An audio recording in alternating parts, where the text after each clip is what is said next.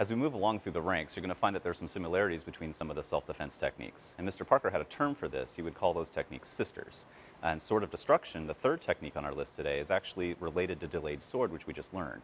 They're very, very similar in the way that they're thrown. They have some similarities between the way that we block. The second step in the technique is going to be a kick to the groin. And we're going to end with a sword strike to the side of the neck. So let's get started. So here's the similarities we're going to be dealing with. Delayed sword had us blocking on the inside of our attacker's punch, had us executing a right front kick to his groin, and had us executing a right sword strike to the side of his neck or clavicle. Same thing in Sword of Destruction. The only difference here is what our attacker's doing.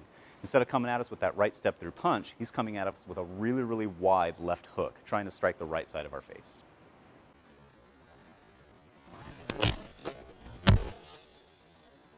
So he's going to be stepping in with his left leg, giving me a left hook that's trying to hit me right here in the right cheek.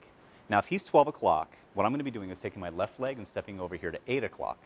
What that does is it moves me with the punch. Okay, what I want to be doing is moving with this punch. The last thing I'm going to want to do is step towards 2 o'clock because then I'm going to run right into the punch. So we're going to move with it so that we don't need to be very strong in order to execute our right outward extended block, which is going to hit the inside of his arm. Again, if you know delayed sword, you already know the next step. We're going to give him a right front kick to the groin, and we're going to strike the side of the neck with a right sword.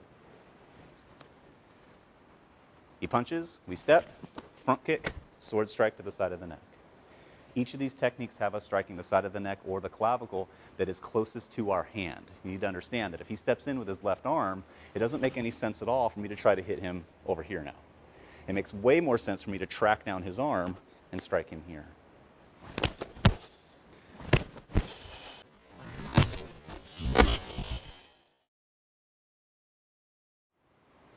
Let's break this technique down a little bit.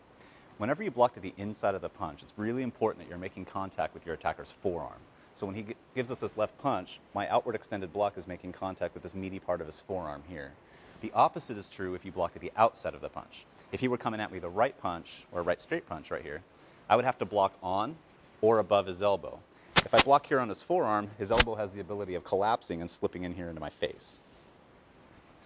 If when I block to the inside of his punch, I had made contact on his biceps, again, his elbow has the ability to turn, and he can clip me in the face with a punch here.